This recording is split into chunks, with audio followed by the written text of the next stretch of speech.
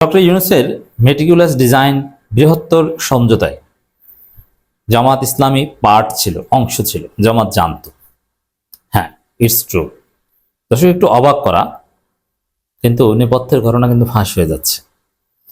দর্শক, 12 ফেব্রুয়ারি নির্বাচন, এটা ফেয়ার ইলেকশন ছিল না। যুক্তরাষ্ট্র, Bharat, deep state media, Awami League, BNP এরা সবাই মিলিতভাবে জয়লাভ করেছে এবং জামাত যে সেকেন্ড হবে এরা সবাই ঠিক করে দিয়েছে। জনগণের ভোট এখানে মুখ্য বিষয় হয়নি। তবে হ্যাঁ, জনগণের ভোট যে একদম বিবেচ্য বিষয় না তা না, কিন্তু টেম্পারিং করা হয়েছে, ইটস ট্রু।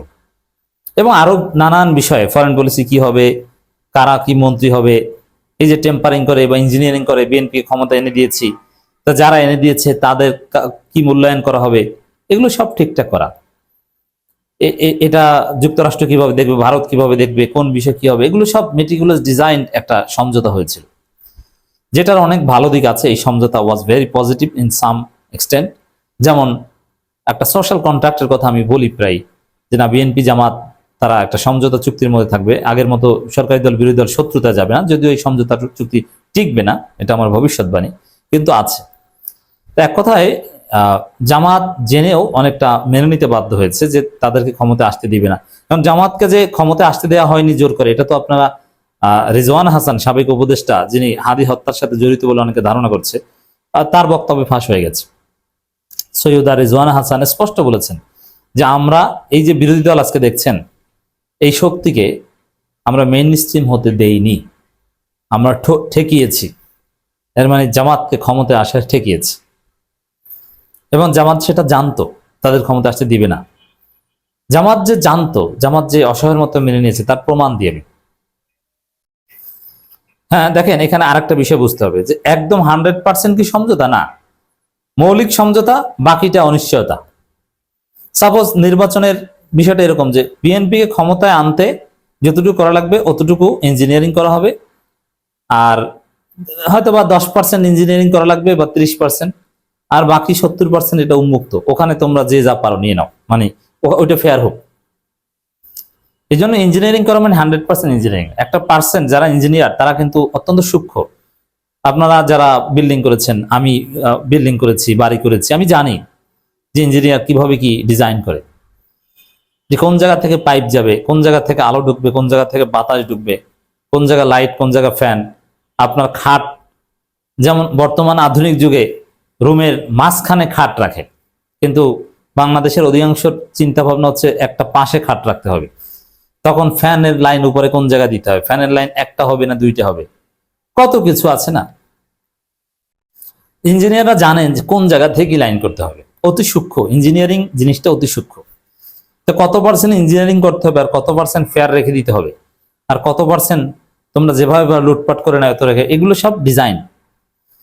তো কত পার্সেন্ট ইঞ্জিনিয়ারিং করা হবে এটা আগে ফিক্সড ছিল, কত পার্সেন্ট ফেয়ার ইলেকশনের মাধ্যমে যা হয় সেটা হবে ওটাও ফিক্স ছিল, কত পার্সেন্ট তোমরা গায়ের জোরে যা নিতে পারো ওটাও ফিক্স ছিল।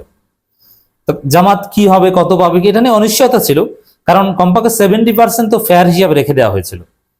বুঝতে পারছেন? এই যে ইঞ্জিনিয়ারিং মানে পুরোটা ইঞ্জিনিয়ারিং, তাহলে বুঝবেন যে ইঞ্জিনিয়ারিং হলো, তা আমি দেখলাম তো ইঞ্জিনিয়ারিং হয় নাই, আমার আসন তো ঠিক আছে, অমুক আসন তো ঠিক হয় না, এখানে তো আমি নিজে এজেন্ট ছিলাম, সব ঠিকঠাক হয়েছে, এরকম বলবেন না? হ্যাঁ, আরে ভাই, ওটা তো ঠিক হয়েছে। ইঞ্জিনিয়ারিং তো 100% জায়গায় হয় না, এটা কেউই করে না, একটা অংশ করে, মানে 30% 20% ইঞ্জিনিয়ারিং করে, ওর মাধ্যমেই ফলাফল পাল্টে দেয়, আর 70% 80% ফেয়ার দেখায় এবং ফেয়ার হয়। তো দর্শক, যেমন এবার নির্বাচন ফেয়ার হয়েছে, কিন্তু রেজাল্ট ইঞ্জিনিয়ারিং হয়েছে, যাতে জনগণ ধরতে না পারে। এই জায়গায় আমিরে জামাত যখন নির্বাচনের দিন রাতে সংবাদ সম্মেলন করলেন, তখনই বোঝা গেছে যে এই ইঞ্জিনিয়ারিং বা এই জিনিসগুলো হচ্ছে, জামাত জানে এবং তাদের কিছু করার নেই, তাদেরকে এটা মেনে নিতে হবে। এটা এক কথা ছিল যে এটা করতে পারবে না, এটা মেনে নিতে হবে, আর একটা অংশ তোমরা পাবা। তো দর্শক, এই জায়গায় যে ডক্টর ইউনূসের যে মেটিকুলাস ডিজাইন বৃহত্তর সমঝোতা ছিল, এটা ধারণা করা যায়, কিন্তু এটা সম্পর্কে একটা প্রমাণ দেখেন দুই দলের, এবং এই যে সমঝোতা কিন্তু যুক্তরাষ্ট্র, ভারত সবাই ছিল, যার ফলে দেখুন এখন জামাত নিয়ে কিন্তু ভারতেরও তেমন কোনো আপত্তি নেই, যুক্তরাষ্ট্রেরও নাই। ভারতের লোকজন জামাতের বিরুদ্ধে এখন তেমন কিছু কিন্তু বলে না, জামাত নিয়ে আর উদ্বেগ নাই। বিরোধী দল হয়েছে এটা নিয়ে কোনো উদ্বেগ নাই, কারণ বৃহত্তর সমঝোতায় এটা কথা হয়েছিল যে জামাত বিরোধী দল হবে, চিন্তা করো না, সামনে সরকারি দল হবে, তাতেও চিন্তা করো না। রাজনীতি বুঝতে হবে ভাই, যেটা ফেয়ার হক এটা আমরা বলি, এটা আপনার কাছে আনইজি লাগতে পারে, ইটস ট্রু, আমরা জানি, এবং এটা বিশ্লেষণ। দর্শক, ডক্টর খলিল রহমান এই মেটিকুলাস ডিজাইন নির্বাচনের অন্যতম টপ মাস্টার মাইন্ড, বিশেষ করে যুক্তরাষ্ট্র এবং ইসরায়েলের পক্ষ থেকে যিনি দায়িত্বপ্রাপ্ত। ডক্টর খলিল রহমান বলেছেন, দুই দলের প্রধানেই যুক্তরাষ্ট্রের সঙ্গে সেই বাণিজ্য চুক্তিতে সম্মতি দিয়েছিলেন। দেখেন, নির্বাচনের 3 দিন আগে কোনো চুক্তি হয় এটা অসম্ভব। নির্বাচন 3 দিন আগে যুক্তরাষ্ট্রের সাথে বাংলাদেশের বাণিজ্য চুক্তি হয়েছে, এবং সেই চুক্তির বিষয়ে বিএনপি জামাত কেউ কিছু বলেনি। এখন খলিল রহমান বলছেন যে হ্যাঁ, এটা তারেক রহমানও জানতেন এবং ডাক্তার শফিকুর রহমানও জানতেন। জাস্ট এই কথা অনেক কিছুর প্রমাণ বহন করে। এবং আসলে কি তারেক রহমান জানতেন, ঠিক আছে, এটা তো বিশ্বাস করেন, কিন্তু আমিরে জামাত তো জানতেন যে ইউনূস চুক্তি করে করুক, ক্ষমতা আসলে আমরা এটা কন্টিনিউ করব। আর তারেক রহমানও জানতেন ক্ষমতা আসলে তারা কন্টিনিউ করবে। এর মানে সবকিছু ডিজাইন ছিল। হ্যাঁ, আমিরে জামাতও জানতেন, এটাই সত্য। আমিরে জামাত যে এই চুক্তি নিয়ে জানতেন এটা আমি নিজেও জানি, এবং এটা আমি আগেও জানতাম, এখন বলে দিলাম, আমার সোর্স এটা জানে।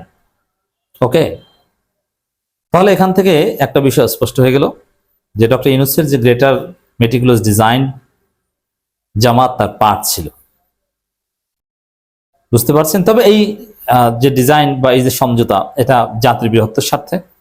হয়তোবা জামাত ডিজাইন না মানলে আবার একটা বিপ্লবের ডাক দিয়ে ক্ষমতায় আসতে পারতো ফেয়ার ইলেকশনের মাধ্যমে, কিন্তু তাতে হয়তো ক্ষয়ক্ষতির পরিমাণ আরো বেশি হতো, তার চেয়ে অস্থিতিশীলতা তৈরি হতো। জামাত ক্ষমতায় আসলে হয়তো টিকতে পারতো না, ষড়যন্ত্রের কবলে বারবার হোঁচট খেত, হয়তোবা মুরসির মতো পরিণতি হতো, ইখওয়ানের মতো পরিণতি হতো।